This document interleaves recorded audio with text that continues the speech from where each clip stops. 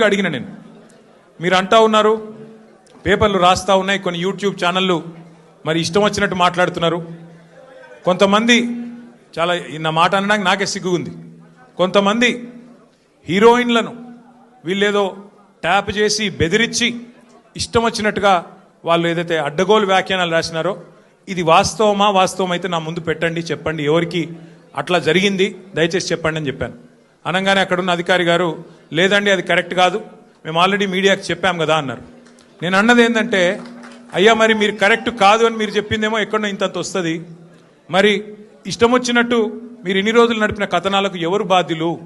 మా కుటుంబాలకు మాకు కలిగిన క్షోభకు మా వ్యక్తిత్వ హననానికి ఎవరు బాధ్యులు? ఈ లీకులు మీరు నిరోధించలేరని అడిగిన.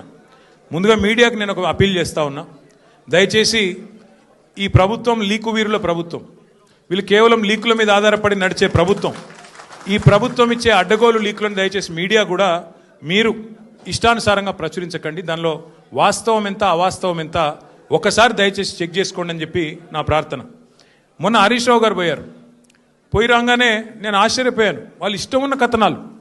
హరీష్ రావు గారికి ఇంటి నుంచి భోజనం వచ్చిందని ఒకరు, హరీష్ రావు గారు ఇట్లా అయ్యారు అట్లా అయ్యారని ఎవరు, ఇంకో 16 ప్రశ్నలు అడిగినారని ఇంకొకరు, తెల్లారి మళ్ళీ పేపర్లలో అదే అన్న తెల్లారి పేపర్లలో ఇంకోటి, ఇవాళ నేను అక్కడ ఉన్నప్పుడు కూడా అట్లా చేసింటారు, ఫలానా ఆయన తీసుకొచ్చారు, ఇట్లా చేశారు, ఉక్కిరి బిక్కిరి ఇన్ని ప్రశ్నలు.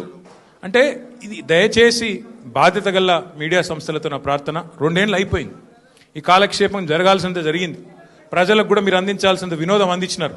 కానీ ఇకనైనా దయచేసి 1-2 సార్లు, ఎందుకంటే మాకు కూడా కుటుంబాలు ఉన్నాయి, మాకు కూడా అభిమానులు ఉన్నారు, మాకు కూడా కార్యకర్తలు ఉన్నారు, మాకు కూడా నియోజకవర్గాలు ఉన్నాయి, మాకు ఓట్లేసిన ప్రజలు ఉన్నారు, వాళ్ళు బాధపడతారు. ఇష్టం వచ్చినట్టు మీరు ఇట్లా వండి వార్చవద్దని చెప్పి నంబర్ 1.